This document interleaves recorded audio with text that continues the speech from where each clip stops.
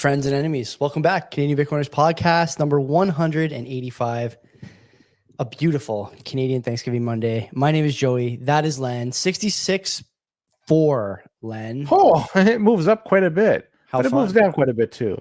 Yeah, up and down here and there. What's going on? How are you? How was your holiday Monday? Yeah, it was good. Just busy doing stuff with family and whatnot. Nice. Yeah. It's getting cold now, unfortunately. Oh yeah, buddy. Yeah, definitely. I was out there How doing about gardening today, getting the front ready for the winter. You got to pull some weeds or pull some plants out, cut some others back, get rid of some leaves, some weeds. I'm gonna have to rake my front yard pretty soon. My in-laws have more than an acre of backyard property that usually my wife, myself, and my brother-in-law go rake this year. Obviously, with Kenzie being just about ready to pop, we'll be down a set of hands. So why don't you just mow it? And by mowing it, you mulch it. Yeah, mulch it. I've said that too, but they don't want to do that. So, listen, God bless my father-in-law. It's his property. I'll do whatever he wants. If he wants to rake, I rake. No big deal. I don't Yeah, especially if the help is free and you can guide them. It's back breaking, no problem. It's your back to break. I told him he should file for some LMIA help. I think they're still offering I don't think you'll be able to get anybody from India though, because given the relationships between us and not a good day. Not a good day. We'll have to go tap into resources from another part of the world. Yeah, for sure. Why don't we get started with the sponsors as always? We got a busy night ahead here. Easy DNS, your friendly neighborhood registrar, Mark and team over there doing, as always, a bang up job. I don't have to tell you. He's the best place for you to either buy a domain, port a domain, you name it, he'll do it for you. Once you have your domain with Easy DNS, you have all sorts of cool features, including domain share, which will help you protect your domain and people who use your domain from spoofed emails, from typo squatting, from all sorts of things that, you may not think are a big deal, but you don't have a domain yet. If you had a domain and you were using it, you would think it was a big deal. Not only that, Len, tons of stuff there for the Bitcoin enthusiast, tons of virtual private server stuff. So Nostr relays, Bitcoin nodes, nodeless implementations, you name it. You can do it over there with Easy DNS. Len, the best part, if you use our code CBP Media or just tell Mark we sent you, half off your first round of you can't beat that. No one's giving you half off. I say this all the time. I go to the grocery store, the scratch and dent pastry bin, less and less stuff in there. It's never 50% off. I'm pretty sure I couldn't even buy expired salami for 50% off in this economy, but Mark will give it to you for 50% off if you use our promo code. Tell them we sent you. Like I said, we're happy that Mark's a partner. And I want to mention too, that I recruited Mark for the Wayside House of Hamilton Board of Directors. So Mark is a director on the board. I'm the vice president of that board. And this weekend is the Walk for Wayside. Now, if I was a serious podcast host, I would have already had this link ready, but I'm going to pull it out right now and share it in the chat. I would love if you guys could make a donation or share it, share this kind of widely here and make it and help us with our donations. The Wayside Walk is something we do every year, the Step Up for Wayside, where we raise money with the community and we get a lot of support from the city, certain local politicians who are in lockstep with us. Like I've said before on the show, I won't go into the details. It's not that sexy a cause. Men's recovery is a difficult thing to sell these days, as you might be able to imagine with, some of the stuff we talk about, Len, vending machines with drugs in them and drug paraphernalia, people literally, shitting themselves and causing trouble in the street because they're addicted to fentanyl and all sorts of other things. And in some cases, even rogue institutions like pharmacies encouraging this kind of behavior for reasons that I won't get into on the show. It's an important cause to me. I've been doing this for a long time. I have basically zero free time. My wife tells me all the time that something has to give between, the number of nights we do shows or the number of nights I go to the gym and the dog. And I don't know if you know this, but I have a kid on the way. And every time she says that, Wayside is never the thing that is on the chopping block. It's just not going to be that way. I value my time spent there. I value the institution and the agency. And there's some great people in the community, great people on the board. And most importantly, man, great people in the program who are really making big changes in their life. So if you feel like you can, if you're in a position to do so, I would love if you make a donation. And if you have any questions, as always, man, let me know. I'm an open book. I'm happy to talk about this stuff anytime anybody wants to. It's a big part of my life. And everyone knows someone who's affected by this. Whether you realize it or not, somebody in your life is having a problem with addiction. So it's important to make sure that you're supporting the right causes when it comes to this stuff. Who's the second? Yeah. Well, it's bull Bitcoin, and of course, it's a good place to buy and sell your Bitcoin. Great time to buy your Bitcoin and sell it, depending on what's the side of the fence you're on. But bull Bitcoin has you covered. You can do on-chain, you can do Lightning. Now, I took a look. Yesterday, fees were getting a little higher. Let's see what they are right now. Still around 25, 27 sats per VByte. So it's not too bad. So it's creeping up a little bit. So you may want to start learning how to use Lightning, but still on-chain is the way to go. It's still cheap enough to do it. And Bull Bitcoin will enable you to buy and sell your Bitcoin, and it will be done quickly and easy. And of course, they're non-custodial, which is what you want for a exchange when you're buying Bitcoin. Other things they have to offer you. Look, the price of Bitcoin, it just switched on my block clock. It was 65 on mine. In reality, it's 66. It's a decent price. And if you choose to want to have your Bitcoin spent somewhere in the real world, you can do that in one of two ways. One, you can start paying your bills. And you can't really do that without having the help of Bull Bitcoin. You could use their help to pay some of your bills, like your hydro bill, whatever the heck you have to pay. And you could use your Bitcoin to pay that, which is rather cool. Look, the price of Bitcoin is 66 by block clock. It just switched right now. So yeah, might as well take advantage of that if you want. But another thing you could do is you've been buying Bitcoin for a long time. You've been hodling it, stacking it, whatever you want to say. The price has been going up steadily for the past few years. You could buy gift cards with your Bitcoin, and then you can start spending those gift cards in the real world. So you're kind of living on the Bitcoin standard. So pretty damn cool. And if you haven't yet opened an account with Bull Bitcoin, open it using our promo code. If you do that, $21 will be added to your account once you provided necessary information. And like I mentioned, they are non-custodial. There are few players like that in this game that do that type of service. You do not want to trust anybody with your keys, Bull Bitcoin included, because when you buy it, they send it to you right away. Check it out. Incredible. Another great sponsor. The third sponsor, newest in the game, although I can't keep saying that. They've been with us for like 2 or 3 months now.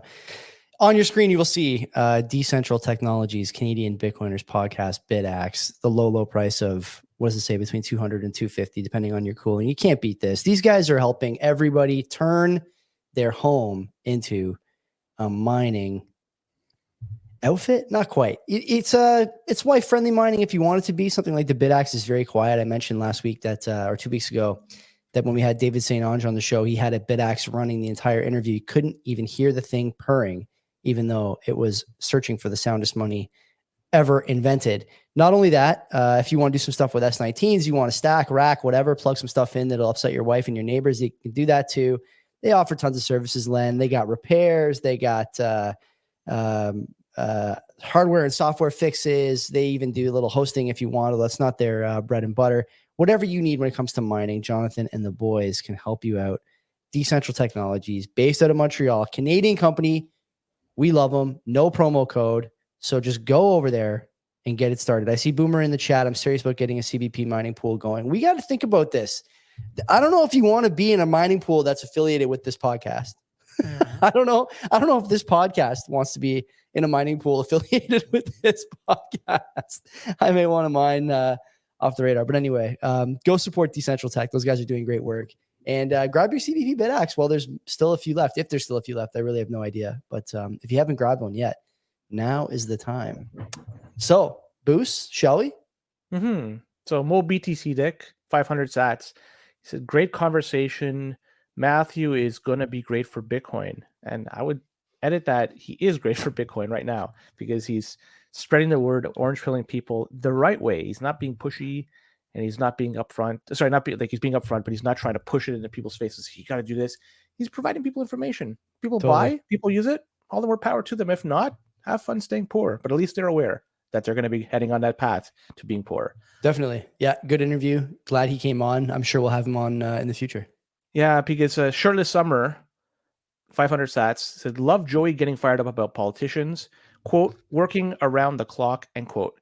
Keep calling them out. Great show as always.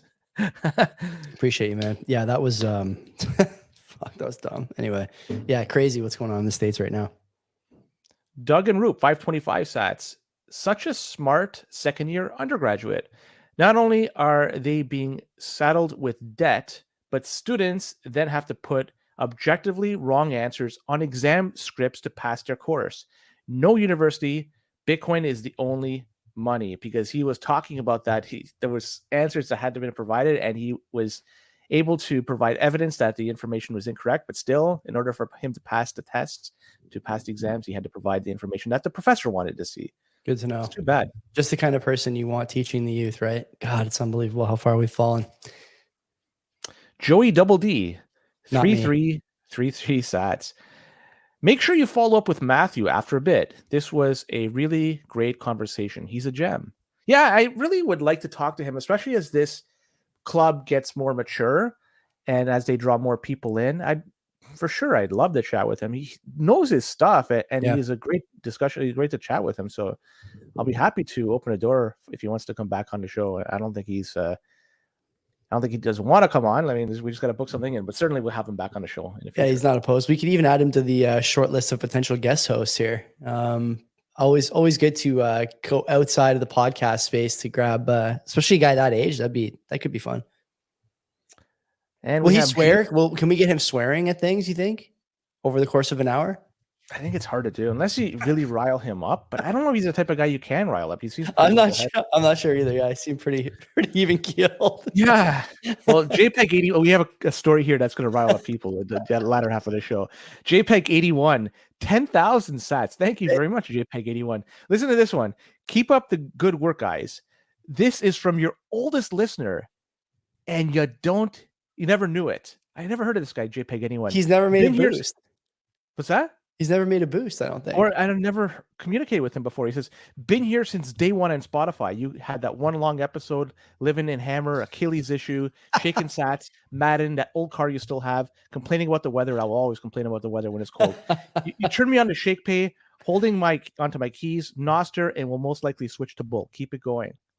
I love it, man. It's amazing. Like, people have been listening for that long. I forget sometimes the humble beginnings. I mean, we're still humble, to be honest with you, but the humble beginnings we came from, truly like zero or damn near zero equipment, my kitchen table, Len coming over to help me move furniture because my wife couldn't do it. Oh, I forgot about that. Yeah. Like really, it was, a different podcast then. But thanks to guys like that, we've been able to grow the show and talk to some great people. We needed making a difference. That thing was like, it was large and they just didn't.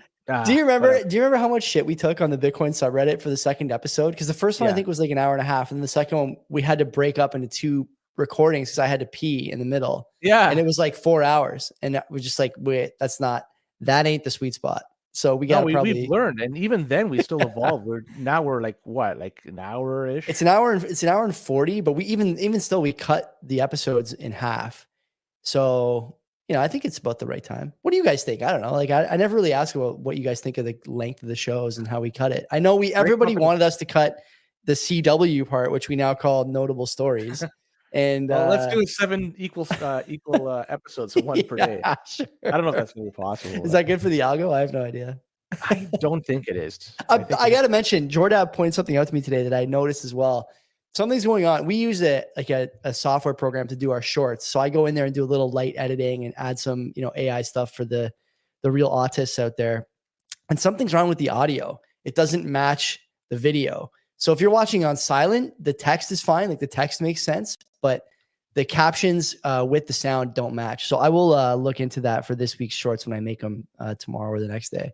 But yeah, if you've been noticing that, then don't worry. I've also just last week it started. Okay, so yeah. I'm pretty sure that behind the scenes, whoever is providing us the service, don't want to name them because they've been pretty good so far. They have been, yeah, and I don't really have any problems with the app. So I don't know. I'll figure it out. Is there an app or using a computer? It's a web app, let's say. Yeah. Okay. Right. All right, that's it for me. I'm not sure if you want anything else you want to. You're on the interview again this week. Sly is on tomorrow night. Sly Goomba. Yeah. No, not tomorrow. It's Wednesday.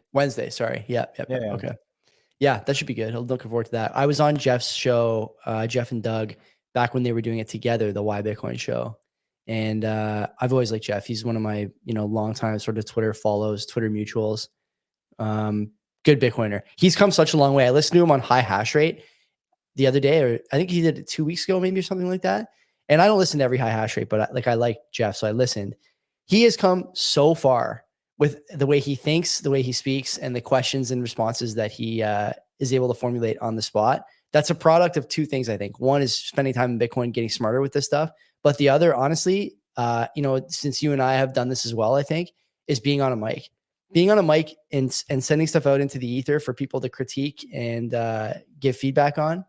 There's no better way to improve. And he's obviously improved. So I'm looking forward to hearing you guys chop it up. I might even stop in if I have time Wednesday. Yeah. I might come by too. I think I'm free, but I'm not sure. I hope he comes baked, because I think he was on a high hash rate podcast. Yeah. I'm not sure if that made it better or worse, but the end of that show is always funny because people are just not talking. There's not much talking going on. In their head, they are. Yeah. Like there's a conversation going on, and it's deep. That is the problem. We're not hearing it, unfortunately. That's the problem. That's the anxiety spiral when you smoke a joint. And yeah, for anybody that has not listened to High Hash Rate, please do so. It's a really cool podcast. It is good. Dan and Mike do a great job, and they've been on this show too. They've both been on here. We've been on their show as well. They're a good podcast. I really like High Hash Rate. Yeah. All right, that's it. Unless there's like one last thing you want to talk about. No, let's hit it, man. I'm ready. Where do you want to start? All right, well, let's go right away to what made headlines in Bitcoin this past week, which HBO, the documentary, came and went. And it's made a lot of headway leading up to. What a letdown. Did you watch it? I didn't. I saw the clip of the. I mean, give the summary. Give the summary, then we'll talk about it. Well, for me, I too haven't watched it. I don't plan on watching it, and it's not like I'm better than it. It's just I really don't have the time. I'm not going to learn anything from it, from what I understand. So it probably won't provide me the same type of thrill or fun or whatever that I just don't watch it. So if you have any listening or watching, all the more power to you. But the people behind this documentary, they made a big revelation, and they believe that Peter Todd may be Satoshi. And you shared a stage with Peter, right? And back in we had dinner with him too. He was at the steak dinner last year at the conference, I'm pretty sure. So that was a 2023 version of the conference, right? Okay. No, 24. No, 24. We were on stage together. We were on stage together at 23. And then this year I didn't MC, and he, I think, was at the steakhouse with me, Mark, Lepard, the Bull Bitcoin guys, a dozen other people who are all good Bitcoiners. I think he was there as well. And so he came out after hearing this, and he debunked the notion that he's Satoshi. He posted this on X. So, take that for what it's worth.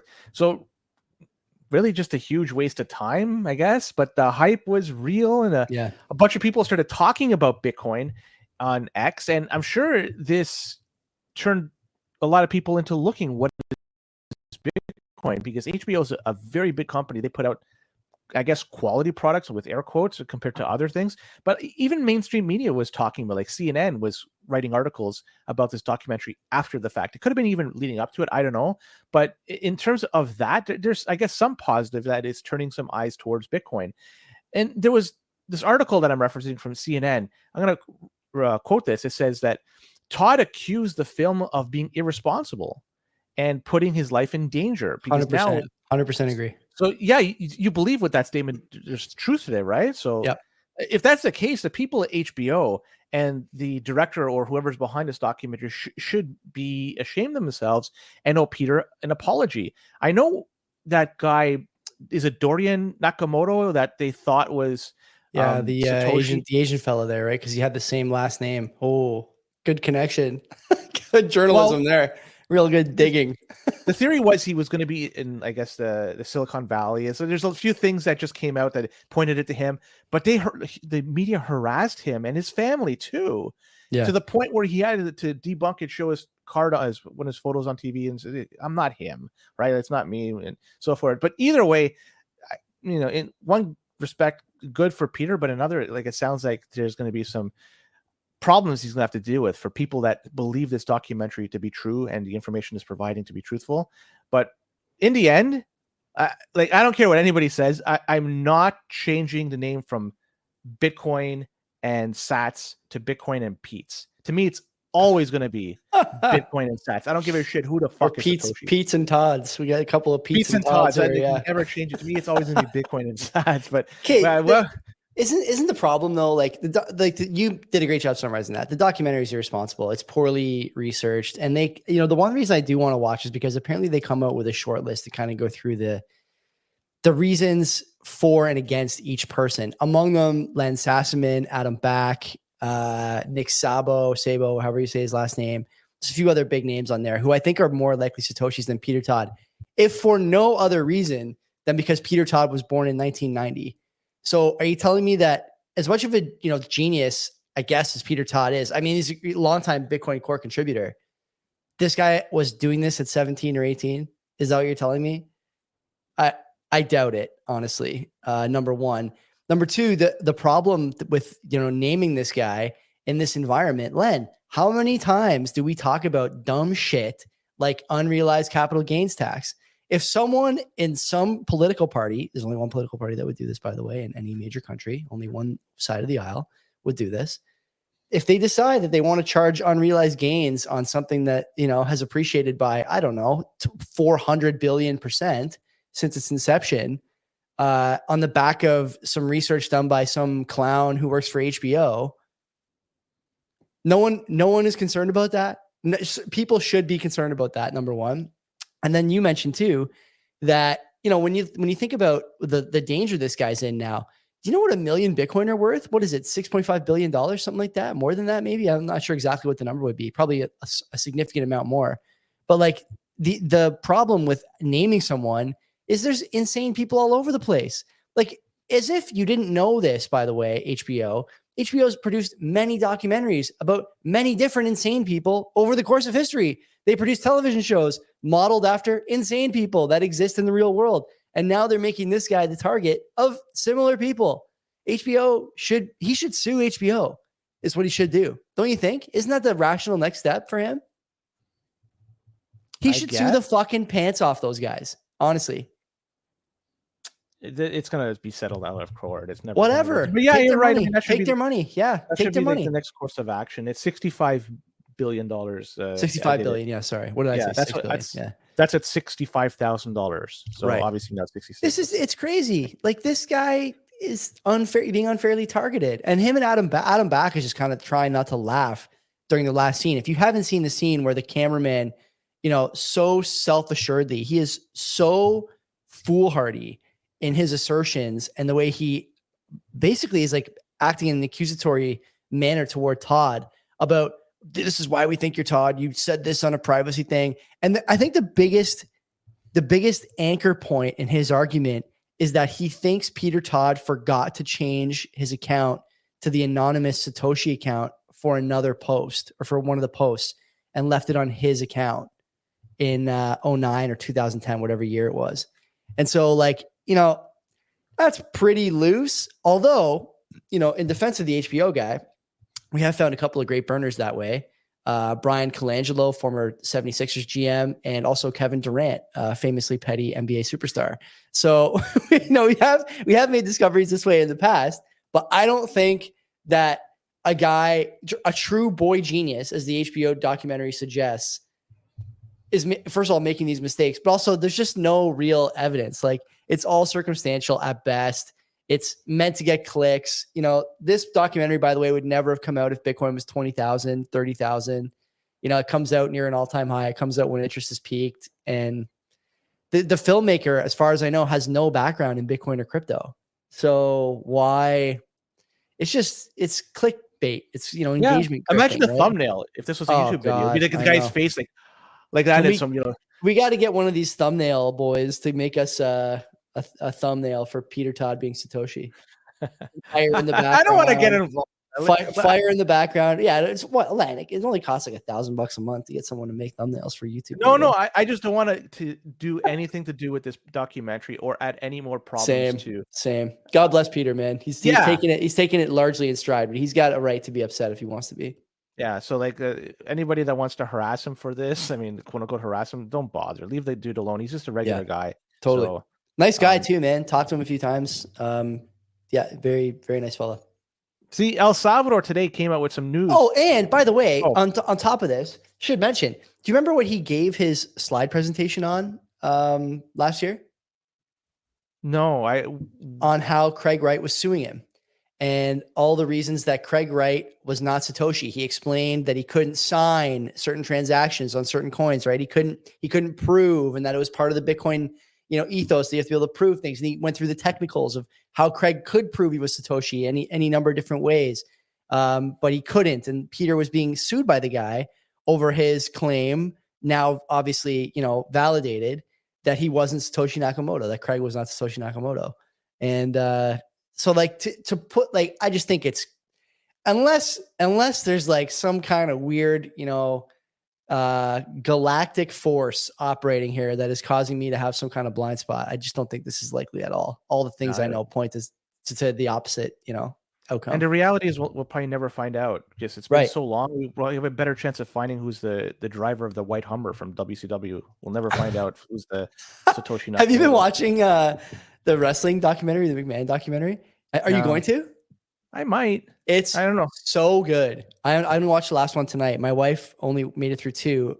Yesterday, did you know that when Owen Hart, this is way off the beaten path, but we have to talk about this.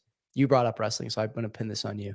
Do you know why? Did you know that when Owen Hart died in the ring, fell from the rafters, okay, his safety vest failed, he splattered all over the place in the ring. He hit his neck. There was head. There was blood. His neck. There was blood everywhere.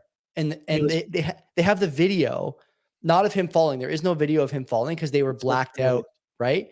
And so there's no like camera, and also the live audience didn't see. So they didn't see. They didn't see. They talked to a bunch of wrestlers last night, and they go against McMahon's version of events a lot in this show, but they all agreed that the fans didn't see what happened. In attendance, I think they did see it because there's pictures. They didn't see it, and there is no pictures. This is another thing I looked up. No, there are pictures. Okay. No, there are pictures of him on the mat.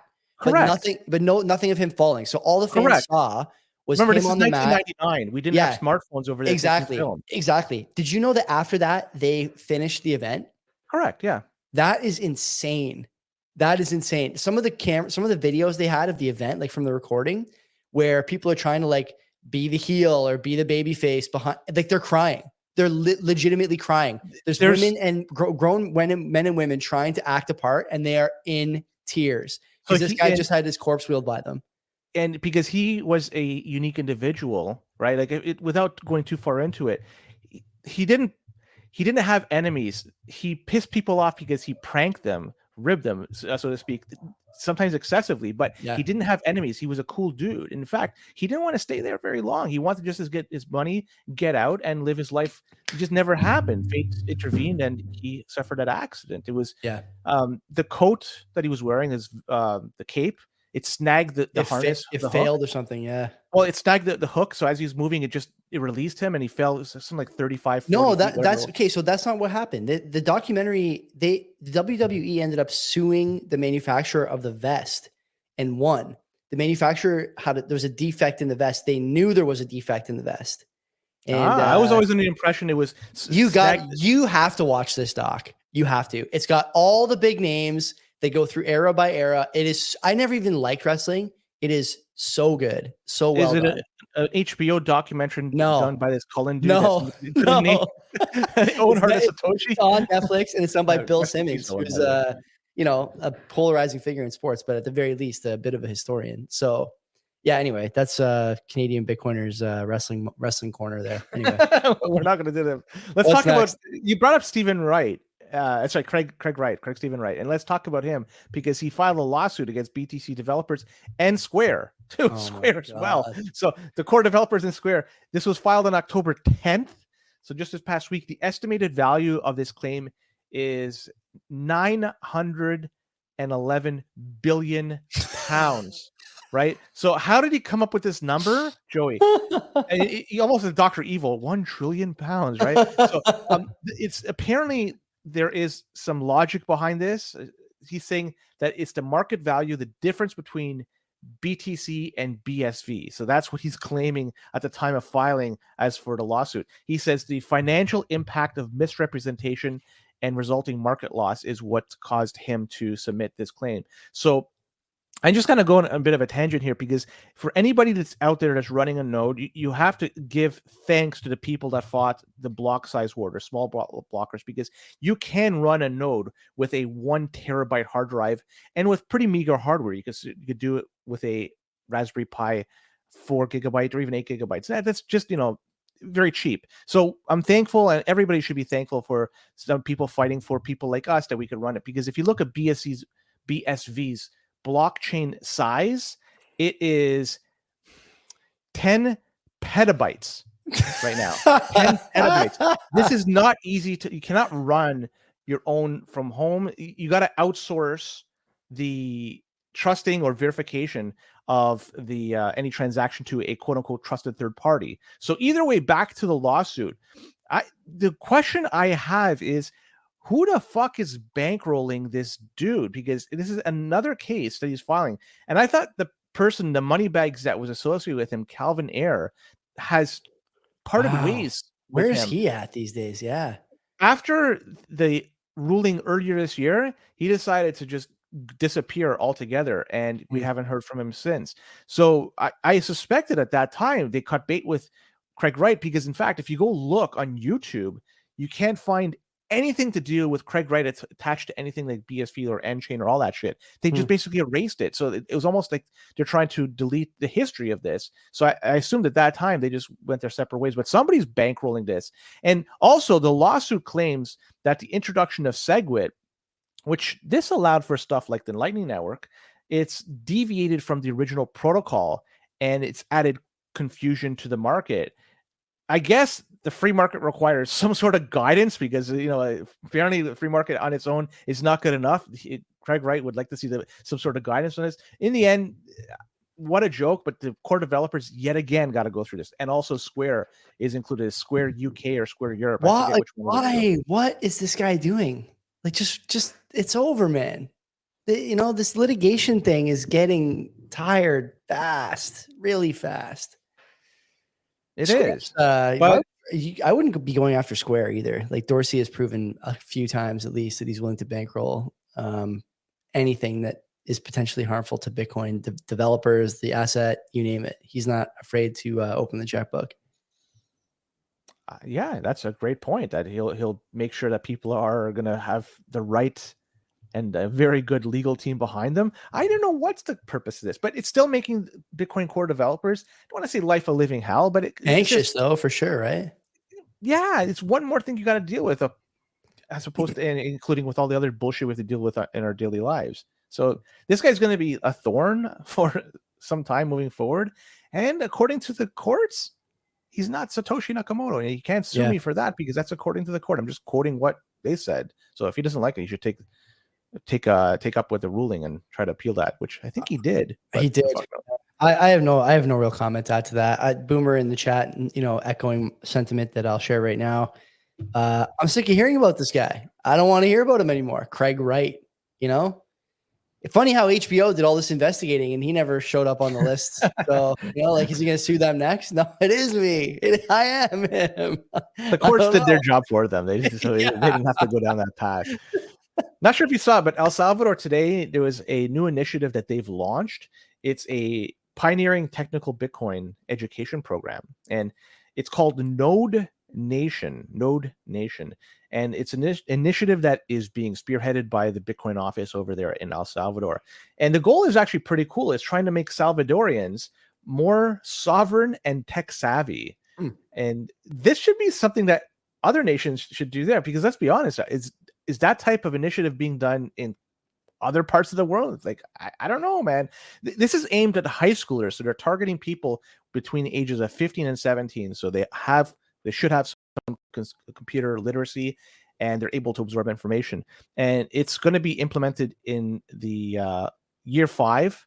Throughout the year in 5 public schools in El Salvador. So right now, just 5 public schools are going to take it right now, but there's going to be weekly lessons. That's great. And the attendees are going to go through concepts and processes that they must know how to operate a Bitcoin node and a Lightning node successfully. Running a Lightning node successfully does take some competency and some skill and attention. A Bitcoin node just set it up and leave it be for the most part. There's nothing you have to do aside from making sure that the computer has all the security and critical updates.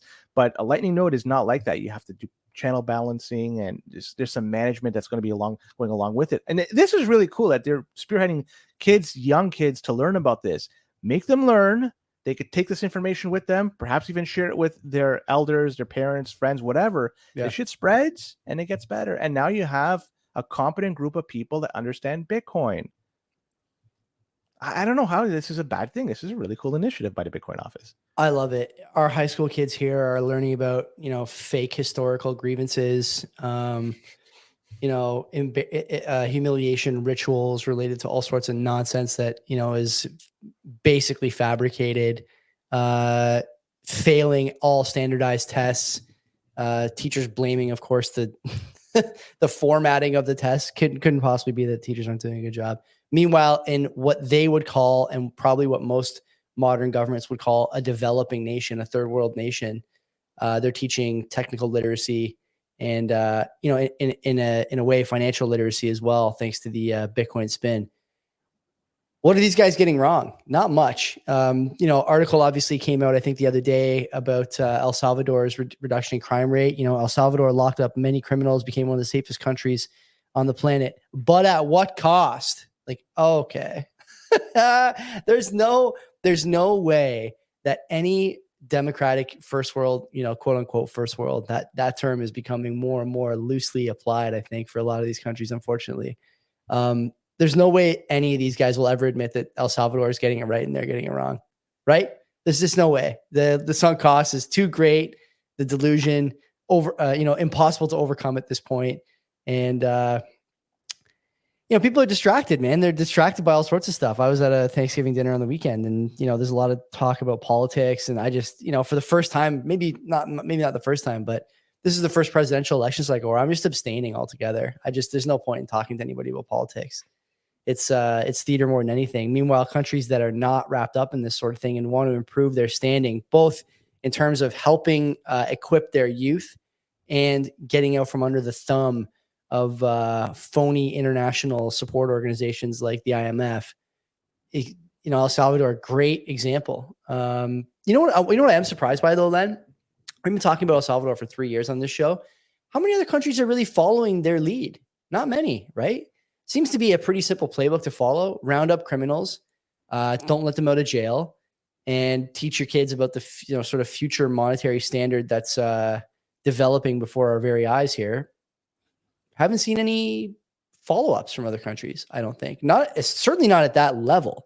So I'm not sure what the holdup is. I would imagine there's something to be said about political pressure from the West not to do so, even though it's clearly a model that works. But otherwise, I don't know why you don't see more of it.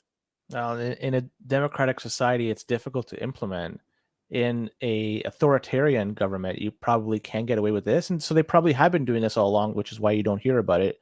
But in a democratic, it's just probably very, very difficult to implement such a thing. But the reality is, El Salvador, they have, and I don't want it to diminish where they came from, but they were like a third world country, yeah, right? Like they were struggling in terms of their economics and also safety in terms of their citizens. Now you look at them, man, like they've not only caught up to some Western nations with respect to security and other things, but now they're fucking lapping them. And they've done it in a short order with very little resources, just because they're able to put in place a plan and stick to it. It's for the people that were impacted, it sucks to be them, but let's be honest, they were almost surely criminals. Yeah. I'm sure that net they threw, there's probably a few people that were captured in it that probably shouldn't have been captured. But for the most part, it's been really good. You hear stories about people walking San Salvador at night and they feel comfortable doing that. Try doing that here in Canada. You can't be done. Can't be done. And so this is El Salvador. Like, say that 10 years ago. It's insane. You'd be laughed at for that. How things have changed in a very short period of time. And I'm not saying it's because of Bitcoin. That's probably the least of the reasons why this has happened. But they just took aim. They've gotten rid of all the garbage that was there. Yeah. Good for them. You can't do it here is a good it's a good data point, right? You can't walk around downtown Hamilton at night alone. Sure, certainly not if you're a female. Definitely in Toronto, forget about it. Can't be. Toronto's like land of the zombies now. We've talked about San Francisco, Chicago, you name it. And you mentioned there democratic societies being unwilling to do it. What does that say about the nature of the people who are voting and proposing policy? Like it's both on the electorate and the elected, I think, this failure. I continue to slide toward we should not be letting everybody vote. And I don't know how you fix it.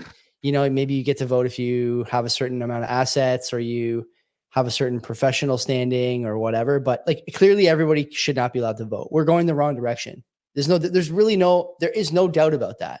Well, so we talking have about to wrong consider direction. these things. Yeah, go ahead. You see the people driving in Toronto these days. A lot of Crazy. people going the wrong direction. Crazy. Yeah. Yeah. So like you're talking about giving people the Dude, there ability- was this is like sort of semi-tangentially related to the story about, you know, how you were just saying that certain things here are just not doable, even though they're doable in El Salvador. There was a turf war between two high schools that wound up with a chase on the Lincoln Alexander Expressway on the weekend. 15-year-old kid got killed. They rolled his car.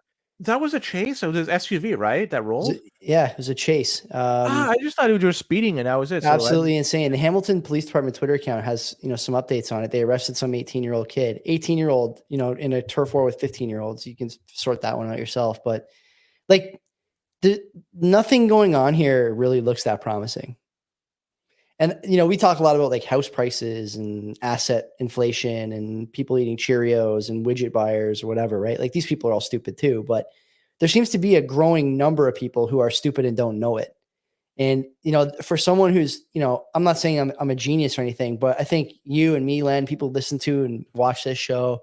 You know, I think probably our families and a few of our friends too can see that this is sliding the wrong way, but there's no real fix because you're always voting against this, you know, this monolithic group that is so tribal, doesn't know anything about policy, doesn't know anything about other options. I was told on the weekend there's some Trump movie coming out, and you know, a number of people I was eating dinner with, they're like, "Oh, Trump doesn't want the movie to be released. He's scared of it." I had never even fucking heard of this movie. I still haven't seen anything about this movie anywhere. I forgot to look it up. But like, are you telling me there's an entire group of people who think that like there's not only a movie coming out, but that Trump is worried about the movie and that this movie could swing the vote? Like that person can't be allowed to vote because they simply cannot be allowed to vote. Like it's an admission of failure on your point to become an informed citizen, is it not? And like you see this all over the place. And so when you talk about, yeah, El Salvador was able to do this because it's dictatorial, that's one way to put it. But maybe El Salvador was actually able to do it because they're ruled by a great man, you know? Like I'll go back. They shouldn't be allowed to fucking drive. That has whatever. more of an impact on my daily life. Number of things, right? But like I'm just saying, and I'll also note Boomer again, you know, in the chat reminding me about something.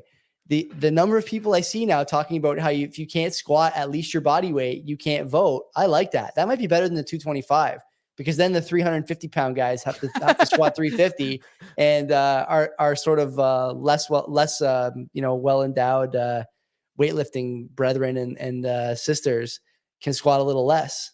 There's something to that. Sure as shit, the idea that if you think, you know, like unknown film projects are going to swing a vote with like, what is it, 3 weeks away? I mean, that's not an informed voter. And you see countries where there's an understanding by the leadership that not everything can be left to a public debate. There are certain things that are just good. Locking up criminals and making things safe is good. You know, like that's a good thing to do.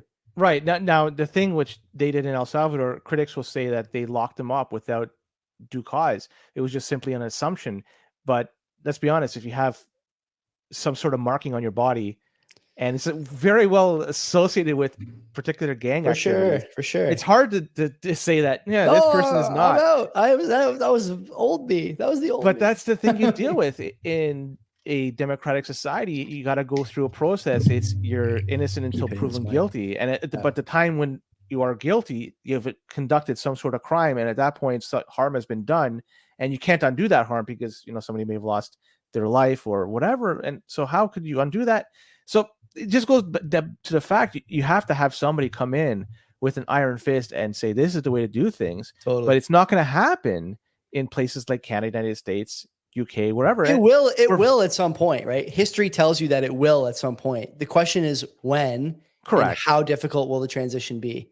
Correct. But at that particular moment, it's gone past a point of no return. You're living in a society that is truly lawless, and dealing with cash probably is not going to. There's going to be a barter system. There's going to be some good, or maybe Bitcoin that you could use as a way of medium of exchange. So really, at that point, it's long gone. I would suggest make plans before that, whatever plan it may be for you. I know what it is for me, and execute it. You have some time before it's going to eventually hit the fan. You don't want to be scrambling at that time, because other people are going to be scrambling too, and you'll be lost in the masses. Now it's time to take action, do things, and do whatever you got to do. Yeah. Could get really bad really fast. Yeah, agree. Maybe not. Yeah. All right. Mempool. Let's talk about Mempool, because they've been taking some good.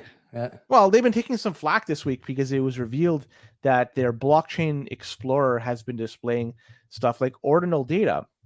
So in a nutshell, the op return data is associated with stuff like runes, inscriptions, /ordinals, and shit like that. So that's being displayed or decoded on the explorer when you type in a specific transaction that contains that information. So all this to be said, like, I don't think I really give a fuck for the most part. They can include the lens in their product, and it can be used to view ordinals or rune shit. But Mempool came out. They tried to clarify that, and I'm going to try to paraphrase what they said. So it's not exactly what they said, but I'll do my best. They do not support or daemon integration, and if there is an ordinal or inscription, stuff like that, they want people to see what's on the blockchain. Furthermore, they don't support shitcoins. But I get what you're saying, but there's one key aspect they're missing here: BRC20 tokens. These utilize ordinals, inscriptions as a way to mint these shitcoins, and thus the inclusion of this searchable information in one way, shape, or another shows that they may be supportive of shitcoins, I think. But for people, I would have to say, that run your own node, and this really bothers you, there are alternatives out there, but it's difficult. Mempool seems to be the bread and butter if you run your own node. I do that, but my mempool doesn't show that. So maybe that's the way to do it, is just run your own version of mempool that excludes all this ordinal shit. But if you don't have one, you have to use some sort of blockchain explorer. There are alternatives out there if you want to vote with your wallet, so to speak, or vote with your packets. And one would be mempool.guide. That is one blockchain explorer. The other one is blockstream.info. Both of those two that I've mentioned exclude the lens in that you can see the ordinal shit. So it seems to be interesting. They're getting a lot of flack, but you know what? Like I say, vote with your packets, do something else, try to run a competing version if you want. There are options out there. You can voice your displeasure in a number of different ways. I just don't care about this. Like mempool, that space, it's I think to a lot of people, and we use it for this more frequently than anything else on this show, it's a fee calculator. Like Bull Bitcoin is a fee calculator. If you want to use that, use that. But like as far as like ordinals and BRC20s, and should we include it? Should we be able to view it and explore it and all these things? Like, it is on the chain. If you want to see what's on the chain, then whether you like this stuff or not, there's something to the idea that you should be able to use a service that advertises itself as a block explorer to explore the blocks.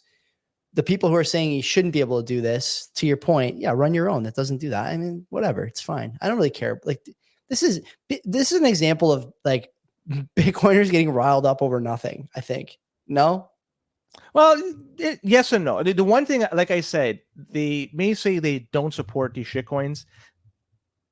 BRC20 tokens, they're shitcoins. Yeah. Oh yeah. So you can't say one thing and then do something else, which negates exactly what you said. That, and everybody knows what that is. Yeah. And that's what they are.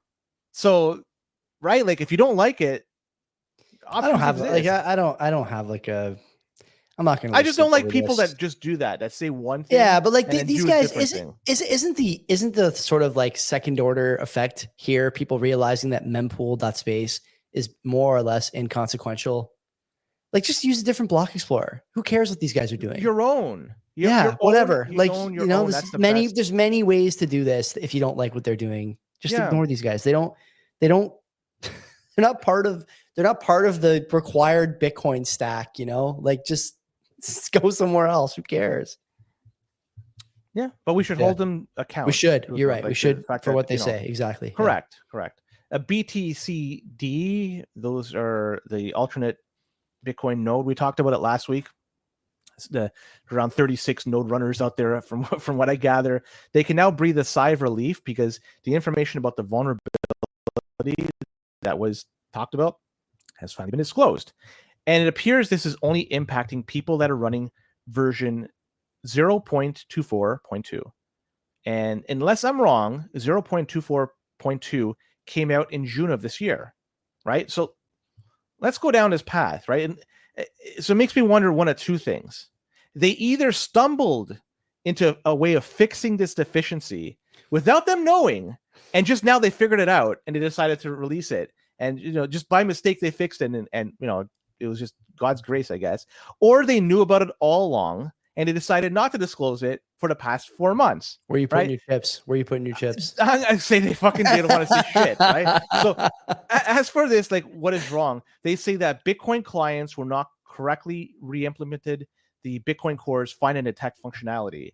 And essentially, it could create a chain split. I don't want it to get into this. It could create a chain split, and it could easily be done by somebody that has no hash. Sorry, they could just simply send a standard transaction where the find and delete doesn't return a match, and boom, these nodes they're going to do a chain split, and that creates havoc. So if you have faith in this product after hearing that, imagine storing your personal wealth in Bitcoin and you're relying on this to verify your transactions. I would have serious repercussions using it moving forward. But we have to have alternatives. I like having alternatives. Alternatives are great to have. We could build on that. And bugs exist too. Let's be honest here. Bugs exist in software. Software is never bug free. So the fact that one exists is, in my eyes, acceptable. What isn't acceptable is how they dealt with this. I think they've been sitting on this information for 4 months. Plus, this was released in June, this last software, which means they were working on it prior. Could they have been working on it March, April, May? I don't know. So it could be more than 4 months that they knew about it, but just now they're disclosing it. I think that's kind of bullshit, if you ask me. And you think it's kind of? I think it's like you said, pretty dicey, man, to be using any of this stuff. We talked about this before on the sort of core dev side, but this is another good example. This is Bush League development behavior. This is no longer a Bush League asset. Like, get on board, have some, real standards for disclosures, or stop wasting people's time. Stop harming people who are willing to give your software a try. I hear what you're saying about alternatives and whatnot, but alternative doesn't just mean another set of software. It has to actually work. It has to actually be reliable. The team has to be reliable and accessible and transparent. And they're none of those things. That's sort of we're speculating, obviously, but all signs point to yes, as the Magic 8 Ball would say. You can't use this stuff. This is nuts, man. There's a place and time for testing these sorts of things, but it ain't at 1.2 trillion market cap on the way to a new all-time high. That's for sure. 66.5. That's not too bad, right? Like, it's not 665. It's 66.1. You're always behind. You're always behind. What is it? Yeah, and many your refresh frequency is too low. You're trying to save power over yours there. Is the same thing. I'm looking at yours behind. Oh, probably. Yeah, I don't know. And mine says 65. Don't put me in this boat. We're in this boat together, buddy. Let's start paddling to get back to shore. Ethiopia, they're using their excess energy to mine Bitcoin. This news, we talked about it back in February when it was announced that some of the electricity that's being generated from their newly minted, it's called the Grand Ethiopian Renaissance Dam. And while they're using some of the excess energy to mine Bitcoin, 120 megawatts went live at that time for a data center. This past week, we learned that they have ramped up operations to 600 megawatts in total. And if that wasn't enough, more electricity will be diverted in the future to Bitcoin mining. That'll be done later this year, although it has not been disclosed how much more electricity. But right now, what's EBP? Ethiopian Bitcoin Podcast. Let's do that. Let's do that.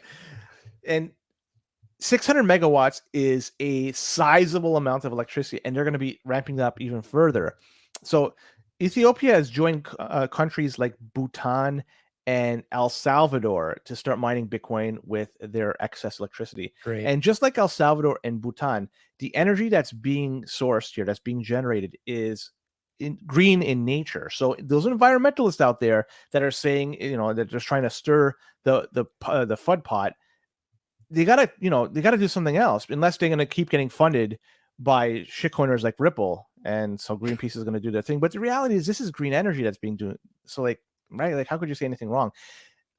A 2023 report indicated that Ethiopia only utilized approximately 5% of the 4.9 gigawatts of hydroelectric power it generated since 2021. That's because 51% of the population has access to electricity. So I don't think we're going to be doing the EBP, because there's going to be too many people to have electricity. The live chat will be kind of slow. It'll be very dry. Well, unless it's wet from the dam itself.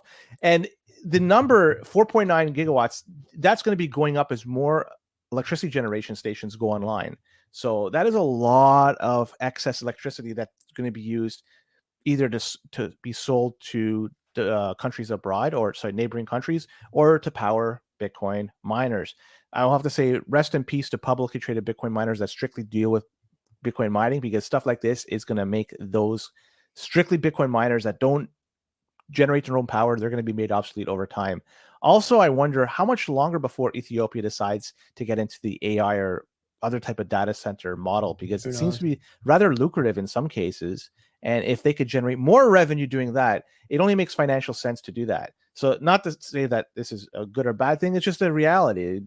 It's the highest bidder wins. And if somebody can provide better value for them, all the more power to them. But ultimately, it sounds like Bitcoin is going to be the answer. May not be right away, but in the long run, it is. And there's going to have a lot of power that they're going to have to push for, to dedicate towards mining Bitcoin. Ethiopia is going to be a big player here in the end. Big opportunity for countries that have excess power, stranded energy, you name it, right? We've used so many different terms to describe this sort of the sort of thing you need to get into Bitcoin mining, or, as you mentioned, maybe AI in the future, who knows? I like this story because Ethiopia is another sort of third world, I know that's not the politically correct term, but like developing nation that could use a bit of a stilt, let's say, to give themselves a boost, right? To give themselves a leg up in terms of their global standing. And I know that Bitcoin alone won't do it, but the thing that people don't consider is that when you're running a country like Ethiopia, or you're sort of, what's the best way to put this? I'll try and be politically correct. They've basically been buried by a combination of their own sort of incompetence over the years, and also they haven't really had a lot of support from the first world. There's a lot of exploitation in the relationship between modern democratic nations and much of Africa, much of Asia, much of India. It hasn't been a quality relationship going both ways, let's say, to put it lightly. When you establish a program like this, where you can use your own hydropower to mine Bitcoin, it doesn't just give you Bitcoin. It gives you competence in large scale, power operations. It gives you competence in large scale civil service. It gives you competence in a number of things that are, I don't want to say critical, but certainly important in terms of the pathway from third world to first world nation, that a lot of these countries just don't have any other opportunity to learn. How are they going to learn those things, right? It seems almost impossible at this point to bridge that gap. So this is huge, man. And like I said before, I'm surprised more countries are not doing this. I expect it to change, obviously. And I agree with you that many of the miners who don't produce their own power will find themselves with a share price of zero, maybe even faster than Torstar. But for the foreseeable future, I expect to see more countries getting into this sort of thing at this level, beginner scale, and building out from there once they realize not only how easy it is, but how number goes up. So let's stay tuned. We'll talk number go up in just a second. And Boom Dust makes an excellent point, is that mining could help Ethiopia build out electricity. For sure. Great point. So that's exactly the point I'm trying to make, Boomer. You said it better. Yep. Yeah. So imagine that. Imagine when it comes time where the population could tap into it, and it's already there. They already have the power being generated, and they can just simply, that's awesome. And that's a great a great initiative and incentive to do this. Not just a financial incentive, but also it's going to benefit their citizens as a whole. Huge. So, like that's the last thing because you're talking about number go up, because Bitcoin mining is something we should be talking about, because if you look at the hash rate, obviously it's been going up, especially when you look at public pool. It was disclosed that public pool now has more hash right now than the entire Bitcoin network had 11 years ago in October 2013. That's incredible. This is even more impressive, Joey, because if you understand that public pool is made up entirely of bit axes, all the bit axes that are pointed to public pool right now make more hash rate than did the entire Bitcoin network in October 2013. And from what I could tell, Bitcoin mining crossed the threshold back in 2013 to get into the ASICs world. So I could assume at that time the majority of hashers would be using stuff like FPGAs and GPUs and maybe the odd inefficient CPU. But it just goes to show you how efficient equipment has gotten over the years, and people are using bit axes, buying them and deploying them. Totally. Garage mining seems to have undertaken some sort of renaissance, so to speak. So just a heads up, order your CBP branded bit axe from Decentral Tech, because it's going to be going soon. I don't think there's too many left. Get on the team. Let's do it. Let's try mining. The whole mining aesthetic has improved. You know, like I've said this so many times, that the thing that gets people into Bitcoin now, when they come to my house, like, you know, I had some friends over last weekend or 2 weekends ago, last weekend before Thanksgiving, and I was showing them the studio room. You know where everyone goes first?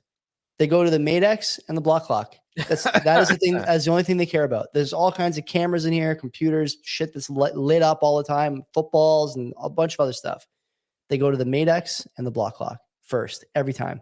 And the aesthetic really helps people get on board. They think to themselves, like, man, maybe this isn't as nerdy and geeky as I thought.